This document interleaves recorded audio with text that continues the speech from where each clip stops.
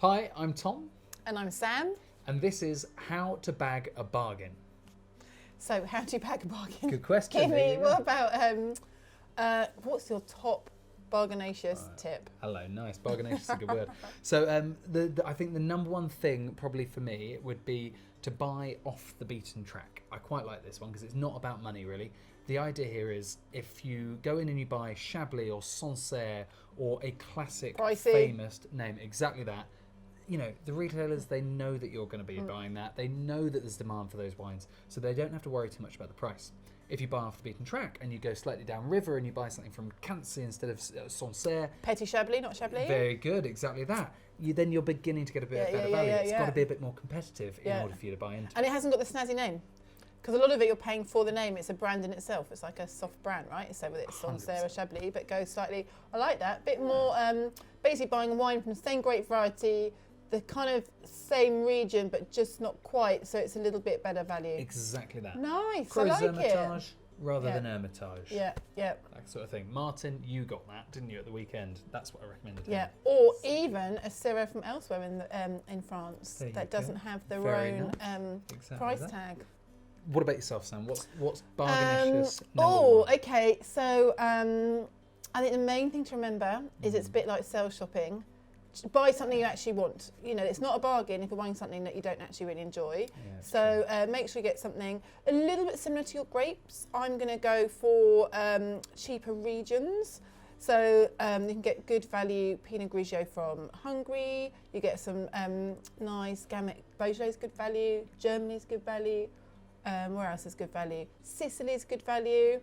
Portugal's good value. Always. Chile's quite good value. Hungary. Yeah. Romania. Eastern Europe's a really Eastern good value.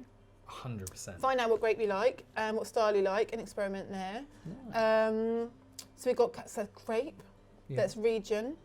Give me another. I think what we've done here is we've sort of avoided the whole price thing, and I think it's probably good to mention in my book, and I assume you agree, I hope you agree, sort of value is not just about price. It's Couldn't not agree just more, the cheapest Tom. wine on the shelf.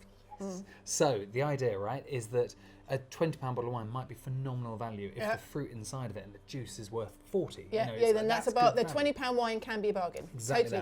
that. And a £5 wine cannot be value if it's you don't like it. 100%. Yeah. And so I suppose the idea with it here is to try and find the best possible quality for your buck, right? That's the key thing. And then going into that, obviously you have discounts. So it makes sense if there's a category discount somewhere and there's 25% off for the wine, you're getting better. And by category discount, you mean what across across South Africa? Yeah. Or across, so if they have a South African promotion or something, or even across the entire wine range. 100%. So some retailers do an entire wine range. 100% off would be good. Like, it's a summer, summer promotion, 25% off. That was great. Or others go, look, we're coming up to Valentine's Day, we're doing a rosé promotion, and 25% off. That's a good time to buy if you want to buy rosé, right? And you can sometimes even get double dip promotions. Can you now? Yeah.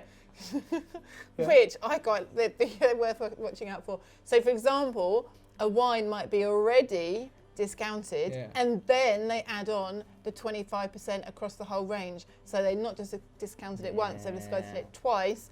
And if there's a wine that you like that is doing a double dip discount, snap it up. I like it a lot. That said, I reckon also really important to mention is the whole sort of false discounting, right? I hate that. There you go. So as a marketing ploy, high-low. Exactly that. So, if you ever see, I think it's like, when you go in and you see a Pinot Grigio that's always on, it says $5.99, usually $8.99. If you go in there every time throughout months and months and months, and it's always that, on promotion. That's not a discount, it's just a $5.99 wine, It's a $5.99 wine. And they can make it look snazzy.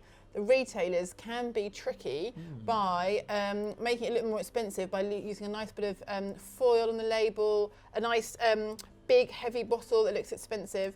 There's ways to make a wine look more expensive than it is, and the only way you can really judge it is the contents, and which also leads to the whole element of what you pay for in a bottle of wine. So you've got duty, VAT, shipping, etc. And I think it's $5.39, the average UK price of bottle of wine. So really, in that wine, I think the liquid itself is about 53p.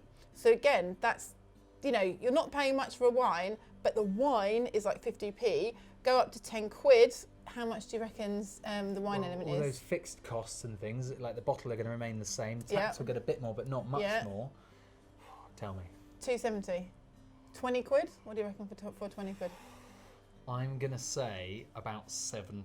Yeah, just over. Just Maths, over. genius. £7, something like that. So again, going back to what you were saying before, which I couldn't agree with more, if you've got a treaty occasion, spending a bit more can actually bag you a bargain, even though it might sound counterintuitive.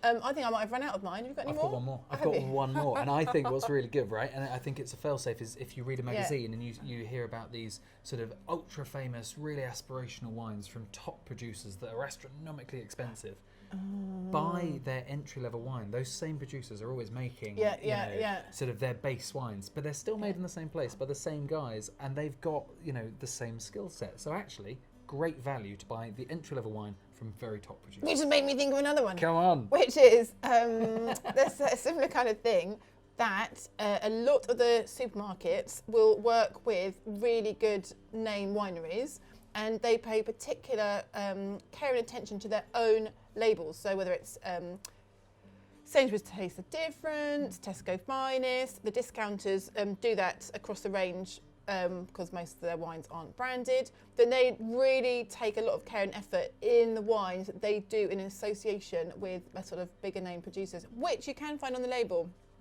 as well. Good value going for the own label stuff. Yeah.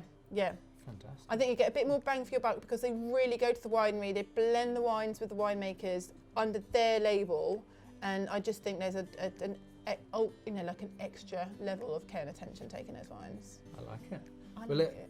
That is how, clearly, you bag a bargain. Bag a bargain, that's it. Cheers. Happy shopping. Come on.